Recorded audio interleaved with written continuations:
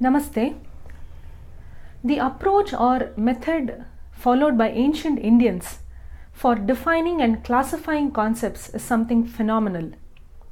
Not just that, every aspect of life, be it the elements of creation, flora and fauna, concepts of the mind, scientific principles, matters of day-to-day living, you name it, it was identified, defined and classified so precisely, sensibly, aptly and scientifically that it is impossible to refute or find even the slightest error in those definitions and classifications.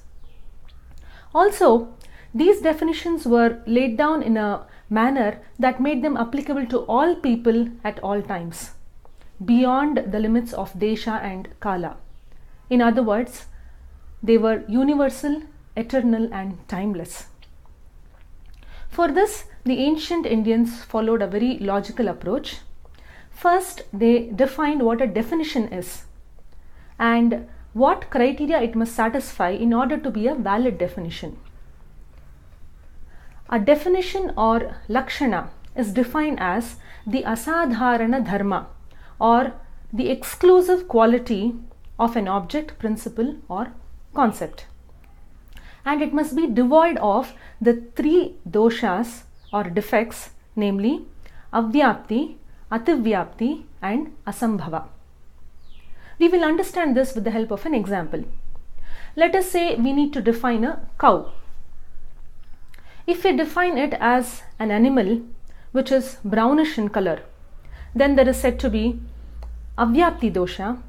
Since cows can be of different colors, there are cows of other colors too, and being brown in color is not an exclusive quality of the cow. The given definition fails to hold good with respect to all cows or cows of other colors, and hence it is not a valid definition. If we define cow as an animal having horns, then there is said to be ativyapti dosha, because even other animals like the buffalo also have horns.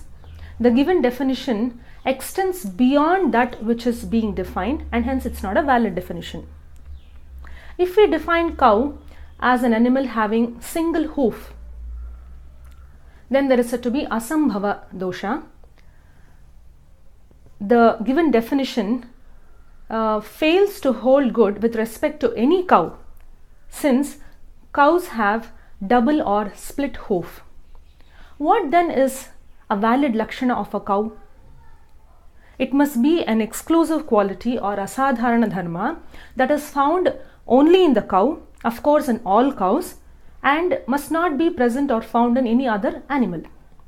So, a cow is defined as an animal having a dewlap, that is the loose skin hanging around the neck that seals it.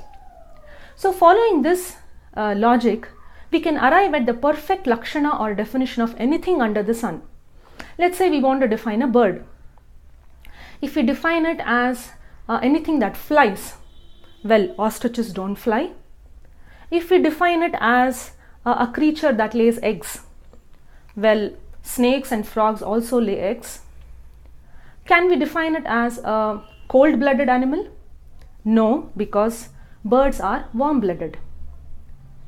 So how do you define a bird? The valid lakshana of a bird, which is devoid of all the three doshas, its exclusive quality is a bird is a creature having feathers. Isn't that interesting? We will look at some more brilliant definitions and classifications of the great ancient Indian mind in our next video. Keep watching. Namaste. Shubhamastu.